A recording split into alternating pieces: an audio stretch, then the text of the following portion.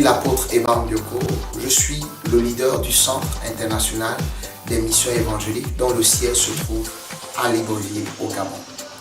Je suis heureux encore de partager la parole de Dieu avec vous dans cette série d'enseignements que j'ai dénommée « Posséder son héritage ».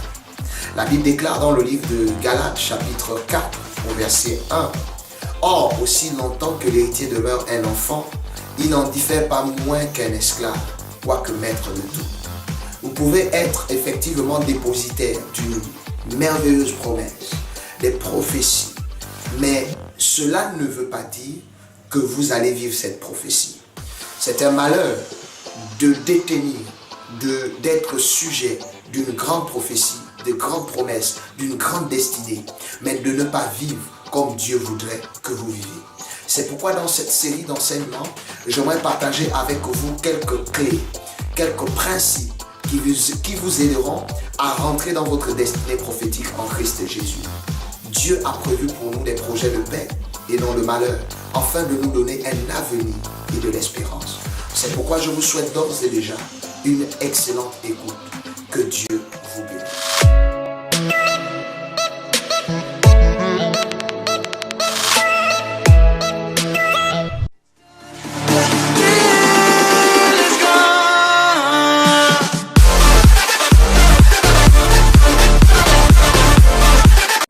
Bienvenue dans le cadre de votre série d'enseignements « Posséder son héritage ».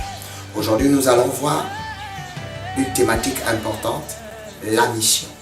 Mais premièrement, dans la mission, nous allons voir l'importance de la mission. Alors, ce qu'il faut dire d'entrée de jeu, c'est que tout le monde sur la terre est en mission. Que tu sois homme, femme, enfant, en réalité, tu es en mission. Maintenant, ce qu'il faut retenir dans l'importance de la mission, c'est que ta réussite dans la vie est déterminée par la connaissance que tu as de ta mission. Ta réussite dans la vie est déterminée par l'accomplissement de ta mission. Pas de mission, pas de vision.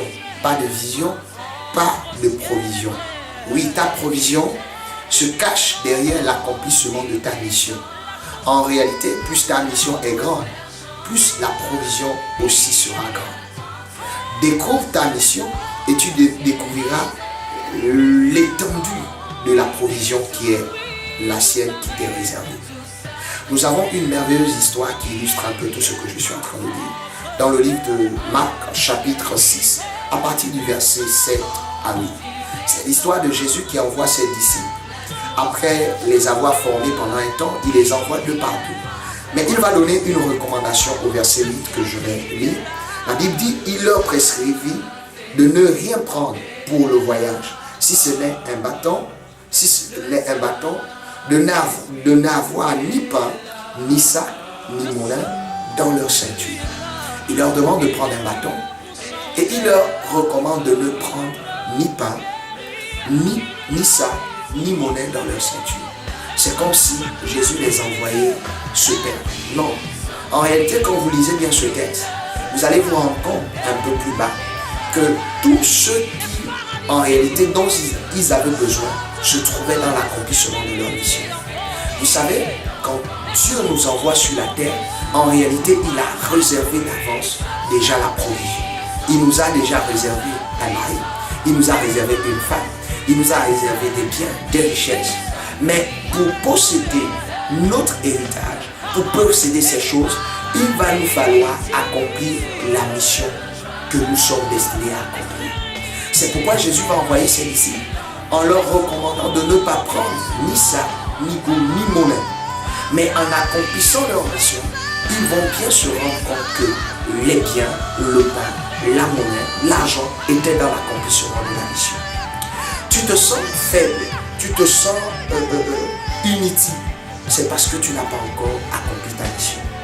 Découvre ta mission et tu découvriras le potentiel que tu as. Tu découvriras la force que tu as. Ce fut le cas de Moïse. En réalité, Moïse se prenait comme un être qui ne savait pas parler parce qu'il avait un handicap, il était bête.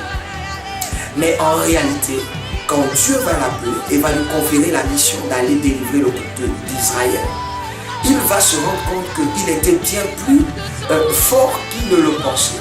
Parce que Dieu maintenant va lui faire découvrir le potentiel, va lui faire découvrir la puissance, va lui faire découvrir la force qu'il avait. Alors Moïse, qui avait quelques années auparavant fui Pharaon devant Pharaon, va venir maintenant à plusieurs reprises faire face à Pharaon parce qu'il connaissait sa mission et il connaissait alors la force qui est derrière sa mission. La mission revêt un caractère assez important dans la vie de l'humanité, dans l'existence de l'homme. Tant que tu n'as pas découvert ta mission, tant que tu n'es pas rentré en contact dans l'accomplissement de ta mission, tu ne pourras pas connaître quels sont les biens, quelles sont les richesses qui t'est réservées. C'est pourquoi je t'exhorte, bien-aimé, à découvrir ta mission, mais pas seulement de la découvrir, mais de l'accomplir. La vie, en réalité, je disais que la vie est un voyage. Et dans ce voyage, tu auras besoin de force, tu auras besoin de partenaires, tu auras besoin de personnes qui t'aident. Mais tu ne peux pas avoir des personnes qui t'aident sans pourtant connaître ta vision. C'est pourquoi dans la prochaine capsule, nous allons voir les partenaires de destinée. Que Dieu vous bénisse. Shalom, shalom.